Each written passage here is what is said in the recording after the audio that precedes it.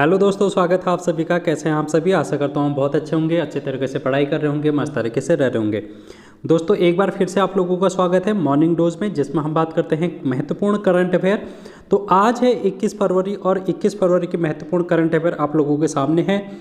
हम लोग इस क्लास में डिस्कस करने वाले हैं उत्तर भारत का पहला परमाणु संयंत्र स्थापित किया गया है हाल ही में, कहाँ पर किया गया है इसके बारे में हम थोड़ा सा जिक्र करेंगे। उसके बाद हम G20 शिखर सम्मेलन वर्ष 2023 का कहाँ पर आयोजित किया जा रहा है इसके बारे में थोड़ी सी जानकारी लेंगे। उसके बाद धर्म गार्जियन जो संयुक्त सैन्य अभ्यास अभी हाल ही में आयोजित किया गया है, तो कहाँ पर आयोजित किया गया है और इसकी क्या खासियत है इसके बारे में हम डिस्कस करेंगे।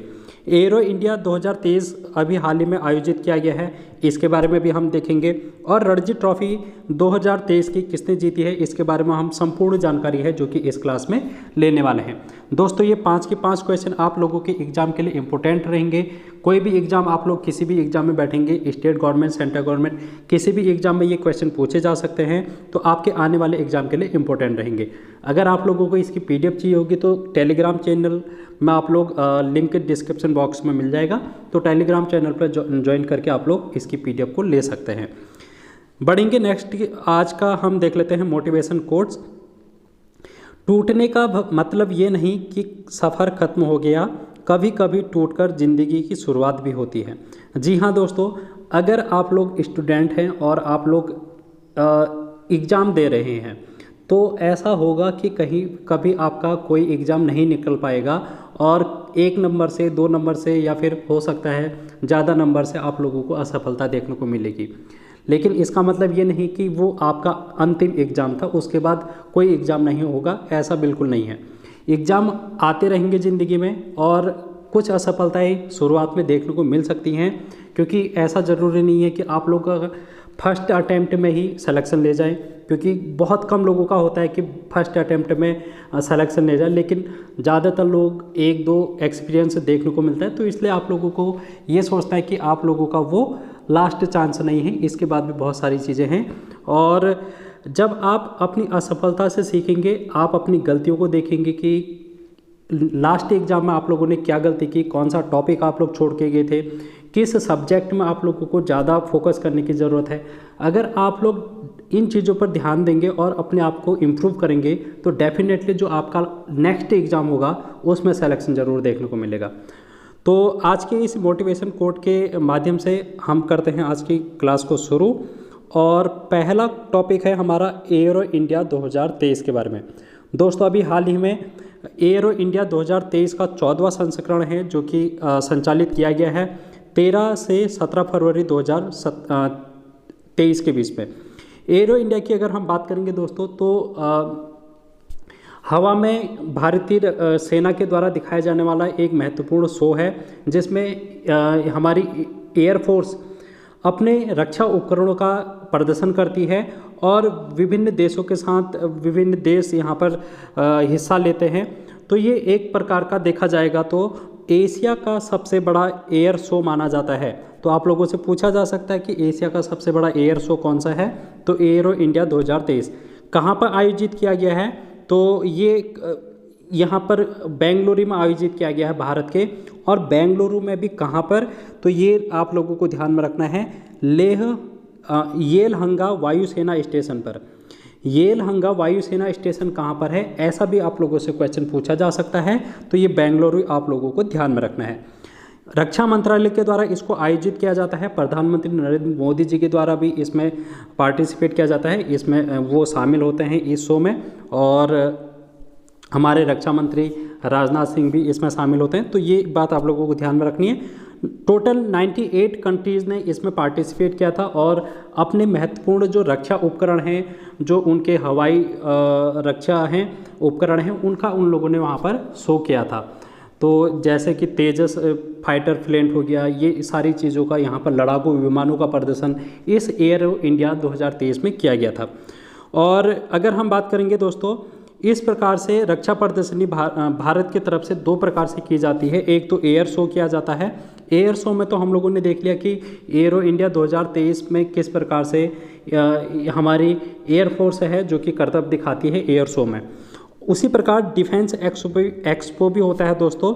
और आप लोगों से पूछा जा सकता है कि 2022 का डिफेंस एक्सपो कहाँ पर हुआ था, तो ये गांधीनगर गुजरात में आयोजित किया गया था। तो इम्पोर्टेंट क्वेश्चन रहेगा डिफेंस एक्सपो 2022 का। बढ़ेंगे नेक्स्ट क्वेश्चन की ओर और हम देखेंगे अब उत्तर भारत का पहला परमाणु संयंत्र के बारे में। दोस्तों अगर हम परमाणु संयंत्र की बात करेंगे तो आप लोगों ने एक महत्वपूर्ण परमाणु तत्व का नाम सुना होगा जिसको हम यूरेनियम बोलते हैं, ठीक है, यूरेनियम। तो U-235 करके एक परमाणु है। तो इसके बारे में अगर हम बात करेंगे तो टेक्नोलॉजी जैसे कि आप लोग देखते हैं इसका यूज भी किया जा सकता है, इसका मिसयूज भी किया जा सकता है। तो उसी प्रकार हमारे पास परमाणु ईंधन है जिसका नाम है यूरेनियम। इसका हम यूज कैसे कर सकते हैं, हम परमाणु पन बिजली के रूप में हम लोग इसका यूज़ कर सकते हैं, यानी कि बिजली उत्पादन में। लेकिन अगर हम इसका मिसयूज करना चाहेंगे तो दोस्तों हम परमाणु हथियार जैसे कि हम परमाणु बॉम्ब बनाने में इसका मिसयूज कर सकते हैं, तो हम इसको इस तरीके से देखेंगे। लेकिन अभी हम बात करेंगे अगर इसका जो यूज किया गया है वो बिजली उत्पादन के रूप में किया गया है। और उत्तर भारत का पहला परमाणु संयंत्र आप लोगों से पूछा जाएगा यहाँ पर से, तो हरियाणा के फतेहाबाद जिले में गोरखपुर नामक स्थान पर इस परमाणु संयंत्र को स्थापित किया गया है। और यहाँ पर इस परमाणु संयंत्र की 2 इकाइयाँ स्थापित की जाएंगी और इससे लगभग 700 मेगावाट बिजली का उत्पादन यहाँ पर से किया जाएगा। तो ये अच्छी खबर है उत्तर भारत के लिए और यहाँ पर से बिजली की ज़रूरतों को पूरा किया जाएगा आने वाले समय में। अब हम देख लेते हैं, ये तो था करंट अफेयर्स के लिहाज से। वैसे हम लोग इस क्लास में करंट अफेयर के साथ साथ बहुत सारी चीज़ें देखते हैं जिसमें हम इतिहास भी देख लेंगे, पॉलिटी भी देख लेंगे। तो हम अब इस परमाणु संयंत्र का थोड़ा सा इतिहास देख लेते हैं कि परमाणु संयंत्र का भारत में किस प्रकार से इतिहास रहा है। दोस्तों अगर हम भारत में परमाणु संयंत्र की बात करेंगे तो कुल 7 परमाणु संयंत्र हैं वर्तमान में संचालित किए जा रहे हैं भारत सरकार के द्वारा। अब हम देख लेते हैं एक एक करके कहाँ कहाँ पर हैं, क्योंकि पूछे जाते हैं बहुत बार। तमिलनाडु में 2 हैं, कलपक्कम है और कुडनकुलम है। जो ये कुडनकुलम परमाणु संयंत्र है ये भारत का सबसे बड़ा परमाणु संयंत्र है जहाँ पर 2000 मेगावाट का परमाणु बिजली है जो कि उत्पादन यहाँ पर से की जाती है। तो ये बात आप लोगों को ध्यान में रखनी है। उसके बाद अगर हम बात करेंगे महाराष्ट्र में तो तारापुर परमाणु संयंत्र जो कि भारत का पहला परमाणु संयंत्र है, ये बात भी आप लोगों को ध्यान में रखनी है, एग्जाम के लिए इम्पोर्टेंट रहेगा। उसके बाद कुछ और भी हैं जैसे कि कैगा है आप लोगों का कर्नाटक में, नरोरा है यूपी में और गुजरात में है काकरपार और रावत भाटा है राजस्थान में। तो ये अंतिम के 4 उतने इम्पोर्टेंट नहीं है, एग्जाम में यहाँ से कम क्वेश्चन पूछा जा सकता है, लेकिन पहले के तारापुर और कुडनकुलम ज़्यादा इंपॉर्टेंट रहेंगे। और हरियाणा का जो ये परमाणु संयंत्र अभी हाल ही में स्थापित किया गया है तो यहाँ से करंट अफेयर का क्वेश्चन बनने की संभावना बनती है। तो आप लोगों के लिए इम्पोर्टेंट रहेगी ये टॉपिक। तो आप लोगों ने इसको समझ लिया होगा आई होप। अगर आप लोगों को क्लास पसंद आ रही होगी तो आप लोग नए होंगे अगर चैनल पे तो सब्सक्राइब करके ज़्यादा से ज़्यादा लोगों तक जोड़ने की कोशिश करना। और पीडीएफ के लिए आप लोग टेलीग्राम चैनल ज्वाइन कर लेना, वहाँ पर से आप लोग इसको डाउनलोड कर सकते हैं। दोस्तों अब हम बात करेंगे रणजी ट्रॉफी 2023 की। तो सबसे पहली बात तो हम ये करेंगे कि रणजी ट्रॉफी जो किस खेल की है, तो हम बात करेंगे इसकी क्रिकेट में, क्योंकि यहाँ पर लड़कों को तो पता रहता है क्योंकि लड़के क्रिकेट देखते रहते हैं, उनका फेवरेट होता है, लेकिन लड़कियों का भी होता है, बट ज़्यादातर लोगों को नहीं पता होता है कि रणजी ट्रॉफी। तो रणजी ट्रॉफी दोस्तों डोमेस्टिक क्रिकेट की हम बात करते हैं अगर भारत में, तो रणजी ट्रॉफी का नाम सबसे ऊपर रखा जाता है। अभी हाल ही में ये कोलकाता में इसका फाइनल आयोजित किया गया था ईडन गार्डन के मैदान में, और 2 टीमों ने इसमें भाग लिया था। फाइनल में कौन कौन सी पहुंची थी, सौराष्ट्र और बंगाल। दोस्तों यहाँ पर बंगाल को हराकर सौराष्ट्र ने विजय हासिल की थी। तो इसलिए आप लोगों से पूछा जा सकता है कि रणजी ट्रॉफी 2023 का विजेता टीम कौन है, तो आप बोलेंगे सौराष्ट्र। इसने लगातार दूसरी बार है जो कि अभी रणजी ट्रॉफी को जीता है, तो सेकंड टाइम खिताब है जो कि सौराष्ट्र के नाम है। अब आप लोगों से यहाँ से क्या पूछा जा सकता है, मैन ऑफ द मैच आप लोगों से पूछा जा सकता है। तो जयदेव उनादकट हैं जो कि सौराष्ट्र के कप्तान भी हैं, इन्होंने 10 विकेट लिए थे पूरे रणजी में, तो इसलिए ये इंपॉर्टेंट रहेंगे। जयदेव उनादकट एक बॉलर हैं भारत के, तो ये बात आप लोगों को ध्यान में रखनी है।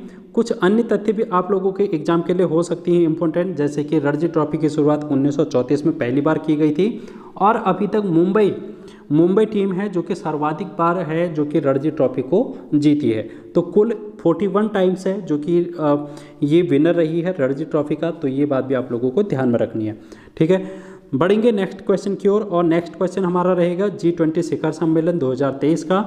सबसे पहले बात ये है कि ये कहाँ पर आयोजित किया गया है या फिर कहाँ पर आयोजित किया जाएगा 2023 का। तो लगभग यहाँ पर 250 बैठकें हैं जो कि वर्ष 2023 में आयोजित की जाएंगी, और ये भारत में आयोजित की जाएगी, यानी कि अध्यक्षता है जो कि इसकी भारत कर रहा है। आप लोगों से पूछा जा सकता है कि G20 की 2023 की अध्यक्षता किस देश के द्वारा की जा रही है, तो आप लोगों को ध्यान में रखना है इंडिया के द्वारा। तो इसमें ये भी है कि उत्तराखंड में भी इसको महत्वपूर्ण एक आध बैठक है जो कि इसकी देखने वाले हैं हम लोग, आने वाले समय में आप लोग देखेंगे 1-2 महीने के बाद। तो ये महत्वपूर्ण क्वेश्चन भी आप लोगों से पूछा जा सकता है उत्तराखंड से, तो उत्तराखंड के एग्जाम पॉइंट ऑफ व्यू से भी ये क्वेश्चन इंपॉर्टेंट रहेगा। वर्ष 2023 में ये 18वां संस्करण है जो कि आयोजित किया जा रहा है, और इसकी जो थीम है आप लोगों से पूछी जा सकती है। तो भारत का एक महत्वपूर्ण ध्येय वाक्य है वसुधैव कुटुंबकम, यानी कि 1 अर्थ 1 फैमिली 1 फ्यूचर। तो ये इसका थीम है, ये भी आप लोगों को ध्यान में रखनी है। और लास्ट में प्रगति मैदान दिल्ली में इसका समापन होगा सितंबर के महीने में। तो इस प्रकार सितंबर के महीने तक लगभग इसमें 250 से ज़्यादा बैठकें हैं जो कि आयोजित की जाने वाली हैं। दोस्तों अगर हम G20 की बात करेंगे तो इसमें कुल 20 देश हैं। 20 देशों में से 19 तो देश हैं और एक है यूरोपियन यूनियन EU। ठीक है, यूरोपियन यूनियन है जो कि इसमें शामिल है, और 19 कंट्री हैं जो कि इसमें पार्टिसिपेट करते हैं। दोस्तों अगर हम बात करेंगे इसकी स्थापना की, तो 1999 में इसका पहली बार स्थापना इसकी की गई थी, और इसका मुख्यालय मैक्सिको में है, कैनकन मैक्सिको। तो ये क्वेश्चन भी आप लोगों से पूछा जा सकता है G20 का मुख्यालय। तो हेडक्वार्टर से भी क्वेश्चन बहुत बार बन जाते हैं। अब हम चलेंगे आज का अंतिम प्रश्न जो कि है सैन्य अभ्यास।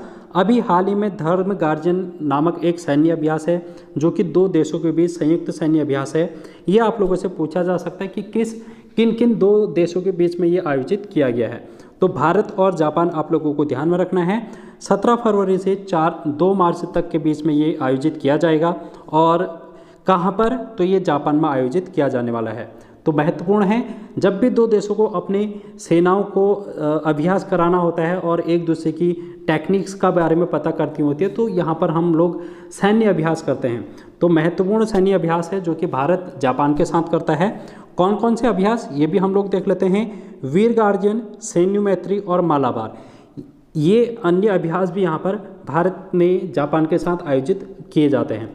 दोस्तों अगर हम मालाबार की बात करेंगे तो इम्पोर्टेंट रहेगा आपके एग्ज़ाम के लिए, क्योंकि यहाँ पर ये जो मालाबार है ये 2 देशों के बीच में नहीं बल्कि 4 देशों के बीच में आयोजित किया जाता है, और वो 4 देश हैं जिनको हम क्वाड देश के नाम से जानते हैं। अभी हाल ही में 1-2 साल पहले क्वाड देशों का यहाँ पर संगठन है जो कि किया गया है। तो 4 देश कौन कौन हैं इसमें शामिल, तो भारत है, जापान, अमेरिका और ऑस्ट्रेलिया। तो ये 4 देशों के नाम आप लोगों से पूछे जा सकते हैं कि क्वाड देश में कौन कौन से देश शामिल हैं। ये 4 में से 3 का नाम आप लोगों को दे देगा, एक अन्य नाम दे देगा और पूछ लेगा कि इनमें से कौन सा क्वाड देश में शामिल नहीं है। तो आप लोग इसको एलिमिनेट कर सकते हैं अगर आप लोगों के पास ये 4 के 4 नाम याद हैं। तो दोस्तों इस प्रकार से है जो कि आज की महत्वपूर्ण करंट अफेयर हमारी कंप्लीट हो जाती है। मिलेंगे कल की क्लास में जिसमें हम महत्वपूर्ण और करंट अफेयर को करेंगे अपने। तो मिलते हैं नेक्स्ट क्लास में। आई होप आप लोगों ने एंजॉय की होगी क्लास को। तो thank you so much, take care, bye bye.